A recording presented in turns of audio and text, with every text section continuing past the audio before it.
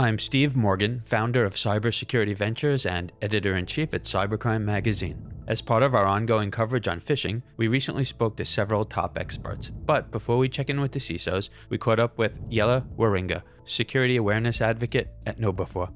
When we're talking about phishing, I think that it's still one of the biggest attack vectors when you look at social engineering. And it is also one of the biggest problems that CISOs have, because it is something where there's no magic, there's no silver bullet that can help you address phishing problems, right? Education is a great way to tackle it, but it's still going to be a headache because some will slip through. Once more people understand this, more initiatives, more technologies will pop up to do that. But until that time, it's definitely one of the biggest issues out there. As cyber threats evolve, organizations must not overlook the crucial shield of security awareness training. Criminals are constantly developing new, more sophisticated methods to infiltrate digital environments, making it essential for organizations to stay informed and proactive in their defense. We asked Alissa Abdullah, aka Dr. J, Deputy CSO and Senior VP of Emerging Corporate Security Solutions at Mastercard, how this added security layer can significantly reduce an organization's attack surface. When I think about my friends who are CISOs or in those security executive position, we all do spear phishing training. We all approach it in the same way. Our threats are different. Our threat vector comes from much different areas depending on the industry. But we manage cybersecurity awareness in much the same way. We have a passion for it. We understand that our employees are very, very important to us and the key to a lot of what we do to make us successful. But it only takes one employee to kind of bring the whole company, down one click.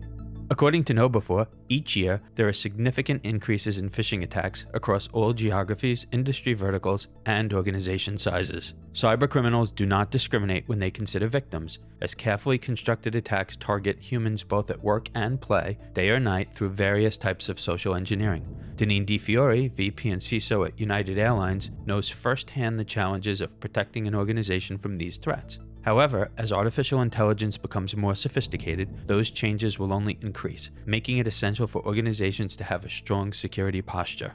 So phishing, like many organizations, is our #1 attack vector in aviation. It relies on that human interaction, and we rely on tools and detection tools that block a lot of that. But really sophisticated phishing and social engineering attempts rely on the person to identify them, right? And I'm concerned particularly with the onset of Gen AI, because those attempts are going to be way more realistic, right? Instead of bad grammar or a misspelling or word choices, right? The context that can be created, especially on very sophisticated topics that will resemble really legitimate business conversations, is going to be something that we all need to keep our eye on.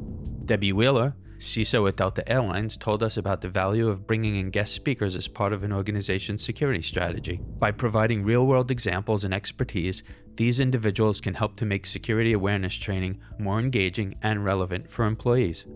We do a lot of the same things other security organizations do, I'm sure. We do the phishing campaigns, but we also bring in guest speakers on a quarterly basis. So we have a lot of folks who have come in and have talked about various topics in information security. We've had the FBI come in and make everybody a hacker for the day. And so it gives them a different perspective, and it helps them understand not just how to protect themselves, which we want them to walk away with, but how to protect the company. And it gives them a view into the mindset of why some of the threat actors do what they do.